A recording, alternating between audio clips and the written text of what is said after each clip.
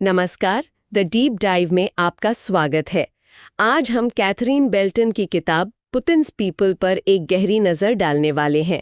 हम इसकी शुरुआत करेंगे पहले अध्याय ऑपरेशन लुच से और ये समझने की कोशिश करेंगे कि आधुनिक रूस की सत्ता की नींव मतलब वो कैसे रखी गई। बिल्कुल।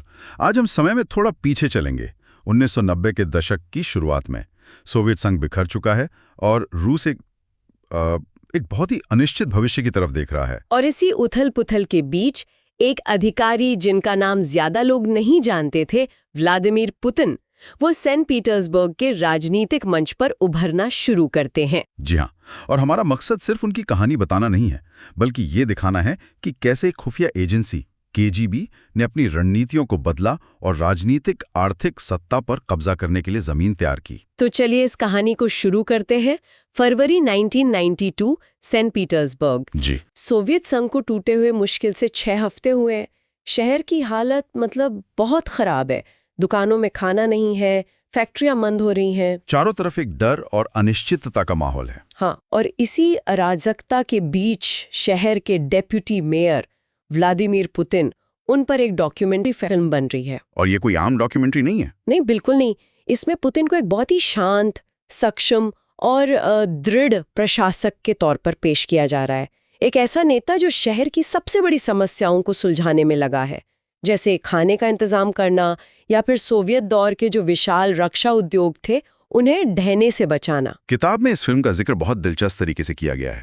उसमें पुतिन बड़ी बेबाकी से साम्यवाद की आलोचना करते हैं। हाँ, वो मार्क्स और लेनिन के सिद्धांतों को एक नुकसान पहुंचाने वाली परियों की कहानी तक कह देते हैं। उस समय के रूस में ये एक बहुत बहुत बड़ा बयान था। बिल्कुल, कम्युनिस्ट पार्टी पर हाल ही में प्रतिबंध लगा था और वो खुले तौर पर मुक्त बाजार की वकालत कर रहे हैं। तो ये एक छवि बनाने की कोशिश थी। ये एक बहुत ही सोच समझकर गढ़ी गई छवि थी। पुतिन खुद को एक आधुनिक नेता दिखा रहे थे जो पुराने नाकाम सोवियत सिस्टम को पीछे छोड़कर एक नया पूंजीवादी रूस बनाना चाहता है। अच्छा। वो कहते हैं कि छोटे और मध्यम व्यापार के मालिक ही नए रूस की रीढ़ बनेंगे। उनका पूरा अंदाज, उनके शब्द, सब कुछ बहुत सावधानी से तैयार किया गया था। लेकिन कहानी का सबसे चौंकाने वाला मोड़ तो अब आता है। जी। फिल्म के दौरान पुतिन अचानक ये मान लेते हैं कि वो केजीबी में एक अधिकारी थे। हाँ। उस दौर में केजीबी से लोग नफरत करते थे, उसे दमन का प्रतीक मानते थे। ऐसा कबूलनामा तो किसी का भी राजनीतिक करियर खत्म कर सकता था। तो उन्होंने ये जोखिम क्यों उठाया? देखिए, यही सबसे दिलचस्प बात है। ये कोई अचानक लिया गया फैसला नहीं था। तो ये एक सोची समझी चाल थी। बिल्कुल, एक बेहद सोची समझी चाल। उन्होंने ये कबूलनामा करने के लिए जिस फिल्म निर्माता को चुना, एगोर शादखान, वो एक यहूदी थे और सोवियत अधिकारियों के मतलब जाने माने आलोचक थे। अच्छा, तो ये चुनाव भी जानबूझकर किया गया था। जी। उन्हें चुनकर पुतिन एक बहुत गहरा संदेश दे रहे थे। वो एक तरह से कह रहे थे, देखिए, मैं एक पूर्व केजीबी अधिकारी हूं, लेकिन मैं एक यहूदी आलोचक के सामने बैठकर बात करने को तैयार हूं। मतलब हम यानी केजीबी के लोग भी बदल सकते हैं। हाँ, कि हम भी प्रगतिशील हो सकते हैं और नए रूस का हिस्सा बन सकते हैं। तो ये केजीबी की छवि को एक तरह से मानवीय बनाने की कोशिश थी, उसे नए लोकतांत्रिक रूस में स्वीकार्य बनाने का प्रयास। बिल्कुल, ये एक शानदार पीआर रणनीति थी। वो केजीबी की पुरानी डरावनी छवि को तोड़कर उसे एक ऐसी संस्था के रूप में पेश कर रहे थे जिसके अधिकारी भी देशभक्त और पेशेवर हैं। और इसी से उनकी इस्तीफे की कहानी भी जुड़ती है, जिसमें कुछ विरोधाभास है। हाँ, बिल्कुल है। उन्होंने फिल्म में दिखाया कि उन्होंने अगस्त 1991 के तख्तापलट के प्रयास के दौरान केजीबी से इस्तीफा दे दिया था। यानी जब कट्टर कम्युनिस्टों ने गोर्बाचेव को हटाने की कोशिश की तो उन्होंने लोकतंत्र का पक्ष लिया। कहानी तो यही बनती है। हाँ, कहानी यही बनती है, एक नायक वाली कहानी। लेकिन किताब में जो स्रोत हैं वो कुछ और ही कहते हैं। दस्तावेज दिखाते हैं कि वो तख्तापलट के कम से कम 1 साल बाद तक केजीबी की सैलरी लिस्ट पर थे। अच्छा। उनका इस्तीफा तब हुआ जब सेंट पीटर्सबर्ग के प्रशासन में उनकी जगह मतलब पूरी तरह से पक्की हो गई। ये दिखाता है कि हर कदम बहुत नपातुला था। ये विरोधाभास हमें उनके अतीत की तरफ ले जाता है। मतलब ये समझने के लिए कि वो इतने कुशल रणनीतिकार कैसे बने, हमें उनके ड्रेसडन, पूर्वी जर्मनी में बिताए गए सालों को देखना होगा। जी। अक्सर कहा जाता है कि वो एक बहुत ही शांत, एक प्रांतीय पोस्टिंग थी। क्या किताब इससे सहमत है? बिल्कुल नहीं, ये तो बस एक ऑफिशियल कहानी है। सच्चाई से बहुत अलग है। तो क्या थी सच्चाई? किताब के मुताबिक ड्रेसडेन सोवियत खुफिया तंत्र का एक बहुत ही अहम केंद्र था। वो कोई मामूली पोस्टिंग नहीं थी। पुतिन के पास स्टासी यानी पूर्वी जर्मन गुप्त पुलिस का एक पहचान पत्र था। स्टासी का पहचान पत्र? हाँ, और ये बहुत बड़ी बात थी।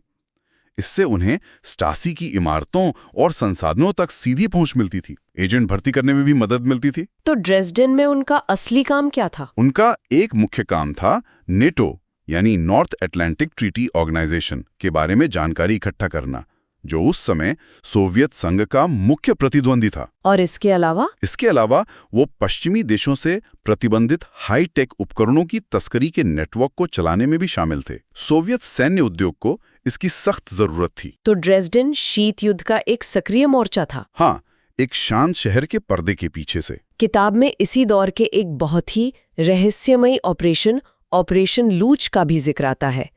इसका मतलब है सूरज की किरण। ये क्या था? ऑपरेशन लुच केजीबी की दूरदृष्टि का शायद सबसे बड़ा सबूत है। पश्चिमी जर्मनी की खुफिया एजेंसियों को 1988 के आसपास ही शक होने लगा था कि केजीबी पूर्वी जर्मनी में कुछ बड़ा कर रहा है। और वो बड़ा क्या था? ऑपरेशन लोच एक गुप्त योजना थी। इसका मकसद था केजीबी एजेंट्स का एक ऐसा नेटवर्क तैयार करना जो पूर्वी जर्मनी के शासन के गिरने के बाद भी सक्रिय रह सके। मतलब स्लीपर एजेंट्स? हाँ, बिल्कुल।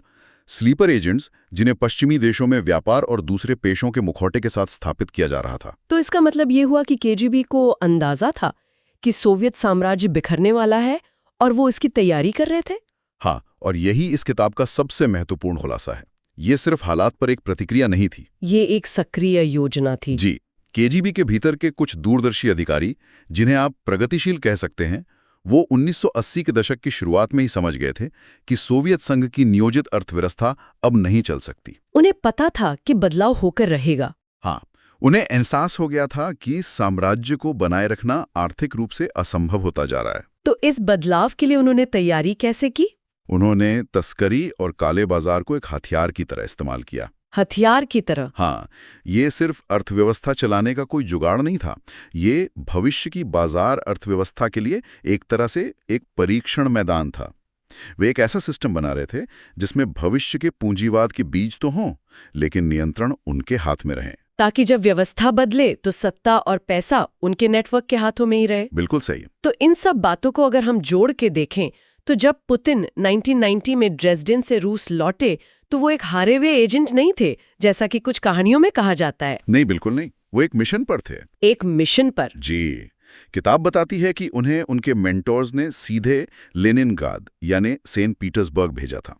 उनका काम था शहर के उभरते हुए लोकतांत्रिक आंदोलन में अपनी जगह बनाना, एक तरह से उसमें घुसपैठ करना, आप कह सकते हैं। और उन्होंने ये काम कैसे किया? उन्होंने खुद को शहर के सबसे बड़े और करिश्माई लोकतांत्रिक नेता अनातोली सोबचाक के साथ जोड़ लिया। सोबचाक जो लोकतंत्र के बड़े समर्थक माने जाते थे। जी। पुतिन उनके सहायक बन गए और अपनी काबिलियत और वफादारी से उन्होंने बहुत जल्दी सोबचाक का भरोसा जीत लिया। वो पर्दे के पीछे रहकर काम करने में माहिर थे। और 1991 के तख्ता पलट के दौरान भी, जब हालात बहुत तनावपूर्ण थे, तब भी उन्होंने अपनी स्थिति को बनाए रखा। हाँ, और ये बहुत चतुराई से किया। उन्होंने बड़ी चालाकी से दोनों तरफ अपने पैर जमाए रखे। वो कैसे? एक तरफ वो सार्वजनिक रूप से सोबचाक के प्रति वफादारी दिखा रहे थे, जो तख्ता पलट का विरोध कर रहे थे। और दूसरी तरफ वो केजीबी के अपने पुराने साथियों के संपर्क में थे। जी, जो तख्ता पलट करने वालों में शामिल थे। ये उनकी कार्यशैली को दिखाता है। वो शुरू से ही एक कुशल रणनीतिकार थे, जो अपने असली इरादे छिपाकर आगे बढ़ना जानते थे। ये बात बिल्कुल साफ हो जाती है। व्लादिमीर पुतिन का सत्ता में आना कोई आकस्मिक घटना नहीं थी। नहीं, ये एक बहुत लंबी और सोची समझी रणनीति का नतीजा था, जिसकी जड़ें केजीबी की योजनाओं में थीं। बिल्कुल। उनकी शुरुआती छवि एक उदार आधुनिक नेता की थी, लेकिन उस छवि के पीछे एक प्रशिक्षित खुफिया ऑपरेटिव की मानसिकता काम कर रही थी। हाँ। और एक बहुत बड़ा मिशन। हाँ, एक बहुत बड़ा मिशन। ये कहानी दिखाती है कि सत्ता के पुराने नेटवर्क्स कैसे बदलते समय के साथ खुद को ढाल लेते हैं। केजीबी एक संस्था के तौर पर खत्म हो गई, लेकिन उसका नेटवर्क और उसकी मानसिकता जिंदा रही। उन्होंने पूंजीवाद को दुश्मन की तरह नहीं, बल्कि एक हथियार की तरह अपनाया, सत्ता पर अपनी पकड़ बनाए रखने के लिए और देश के आर्थिक संसाधनों पर कब्जा करने के लिए। उन्होंने एक ऐसी व्यवस्था बनाई जिसे आप एक तरह का हाइब्रिड केजीबी पूंजीवाद कह सकते हैं। इस पूरी कहानी का आज के संदर्भ में क्या महत्व है?